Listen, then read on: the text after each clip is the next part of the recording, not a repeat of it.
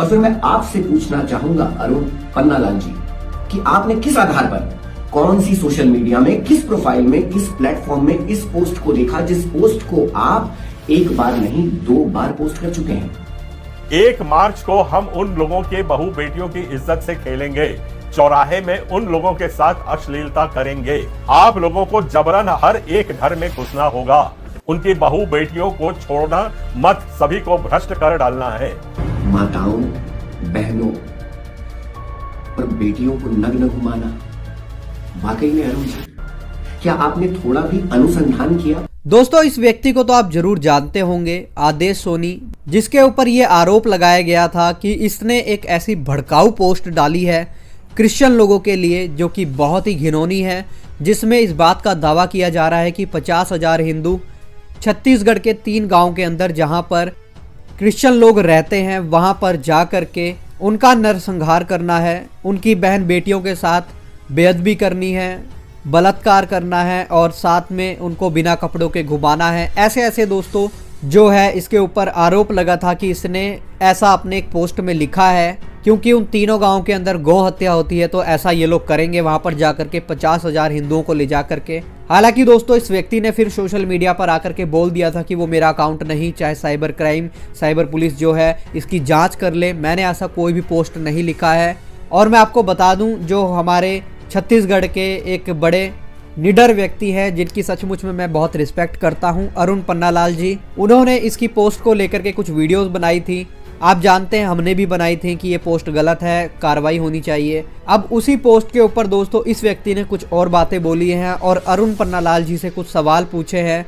एक बार मैं आपको वो वीडियो सुनाना चाहता हूँ, फिर हम बात करेंगे। पहले आप ये वाला वीडियो देखिए। फिर मैं आपसे पूछना चाहूंगा अरुण पन्नालाल जी कि आपने किस आधार पर, कौन सी सोशल मीडिया में, किस प्रोफाइल में, किस प्लेटफॉर्म में इस पोस्ट को देखा जिस पोस्ट को आप एक बार नहीं 2 बार पोस्ट कर चुके हैं। पहले इनका वीडियो देखिए। ईसाइयों को हम लोग को ही खत्म करना है।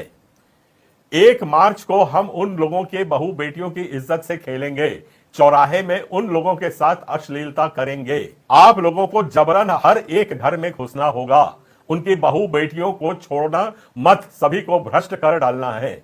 मुझे प्रशासन का सहयोग मिला है, मेरे लिए ये काफी है।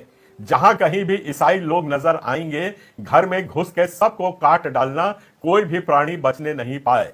सभी ईसाइयों की बहू बेटियों को नंगा करके गांव में घुमाना है। माताओं, बहनों और बेटियों को नग्न घुमाना, वाकई में अरुण जी, क्या आपने थोड़ा भी अनुसंधान किया कि जिस व्यक्ति के विषय में आप वीडियो बनाने जा रहे हैं, क्या उसका चरित्र उससे थोड़ा भी मिलता है?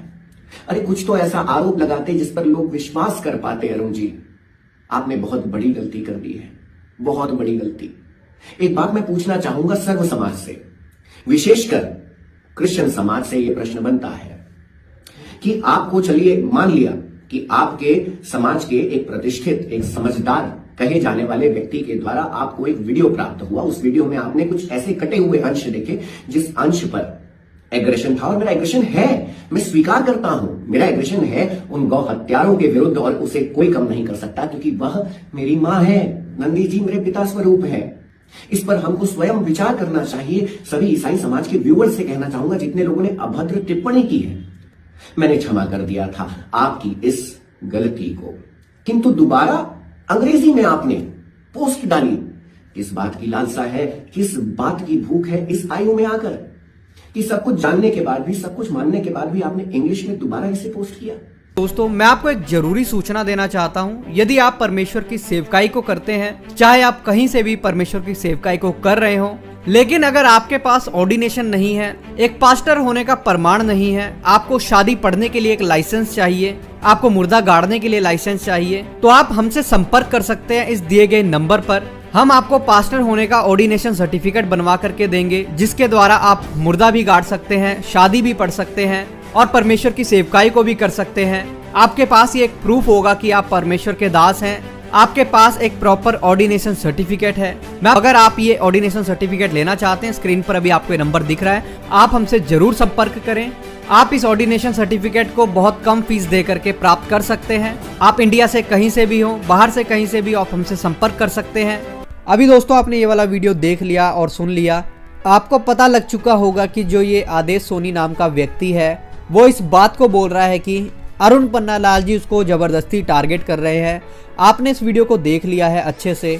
अब मैं आपको बताना चाहता हूं दोस्तों, अगर तो देखो ये पोस्ट सचमुच में फर्जी है तो कार्रवाई होनी चाहिए कि फर्जी पोस्ट भी किसने लिखी है, क्योंकि फर्जी पोस्ट की वजह से भी दंगे भड़क सकते हैं और इसके ऊपर साइबर क्राइम पुलिस जो भी वहां पर है छत्तीसगढ़ में उसको जांच करनी चाहिए। और अगर ये पोस्ट असली है और ये आदेश सोनी ने लिखी है तो इसके ऊपर भी कार्रवाई होनी चाहिए। अब ये व्यक्ति इस बात के बारे में बहुत जगह पर जा करके दोस्तों बोल रहा है, खुद के सोशल मीडिया से भी, और भी मैंने इस व्यक्ति का एक वीडियो देखा था जिसमें एक व्यक्ति के साथ बैठ करके ये आदेश सोनी बोल रहा था कि मैंने ऐसा कुछ भी नहीं लिखा है, और वो व्यक्ति भी बोल रहा था कि मैं आदेश सोनी को बहुत पर्सनली जानता हूँ, ऐसा वो नहीं लिख सकते हैं, ये कोई साजिश है इनको बदनाम करने की, हमारे जो छत्तीसगढ़ का है माहौल को उसको ख़राब करने की ये साजिश है। अब बात दोस्तों यहाँ आती है कि ये पन्नालाल जी से तीखे सवालों को कर रहे हैं कि क्यों आप ऐसा कर रहे हैं, वीडियो बना करके डाल रहे हैं, हिंदी में वीडियो डाल दिया फिर इंग्लिश में डाल दिया।